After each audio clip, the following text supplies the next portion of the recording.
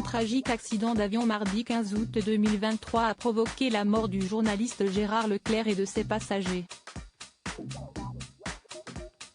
Une enquête est en cours pour tenter de retrouver les débris de l'avion, mais la situation géographique de l'accident pourrait compliquer la situation des autorités compétentes. Le drame a bouleversé le monde de la télévision et de la politique.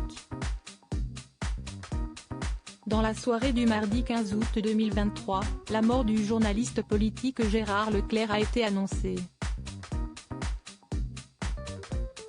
Âgé de 71 ans, il avait travaillé notamment pour Europe 1 et France 2 avant de poursuivre son aventure pour CNews. Son décès a provoqué choqué Pascal Praud et de nombreuses personnalités, comme Sophie Davant et William Lémergie dont il était proche.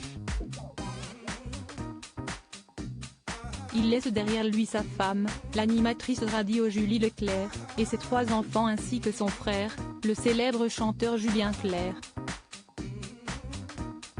Gérard Leclerc a disparu dans le crash d'un petit avion de tourisme qu'il pilotait et dans lequel se trouvait notamment Michèle Monory, la fille de René Monory, l'ancien président du Sénat.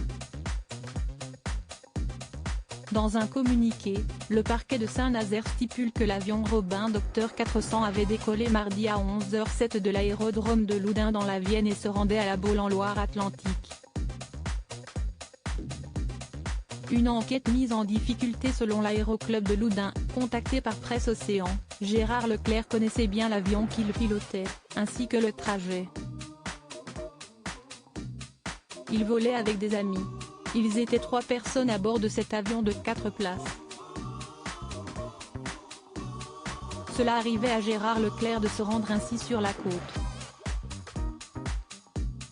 Depuis Loudun, il faut compter environ 1 heure de vol jusqu'à La Baule.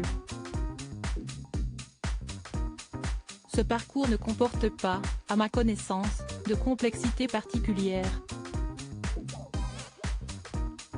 Des difficultés, il pourrait pourtant en avoir durant l'enquête, en raison du terrain peu avantageux sur lequel a eu lieu le crash. Lorsque l'alerte est donnée, le sous-préfet de Saint-Nazaire ordonne des recherches, rapporte Ouest France. Une trentaine de pompiers et une 50 de gendarmes sont déployés sur terre, dans les airs et sur les voies nautiques. Des débris de l'avion ont alors été découverts dans des marécages profonds de 3 ou 4 mètres, a confié la représentante du parquet. Mardi soir, les conditions n'étaient pas optimales pour continuer les recherches.